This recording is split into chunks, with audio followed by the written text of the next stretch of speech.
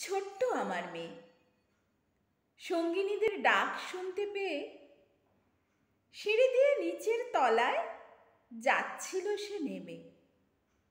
অন্ধকারে ভয়ে ভয়ে থেমে থেমে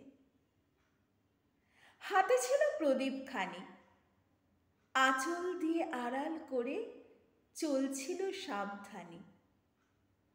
আমি ছিলাম ছাতে, তারায় ভরা চৈত্র মাসের রাতে।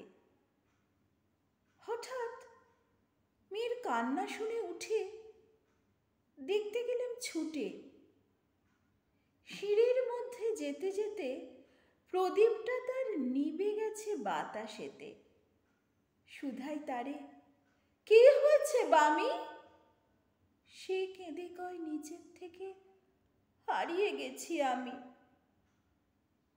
তারায় ভরা চৈত্র মাসের রাতে ফিরে গিয়ে ছাতে মনে হলো আকাশ পানে চেয়ে আমার বামির মতোই যেন অমনি কি এক মেয়ে।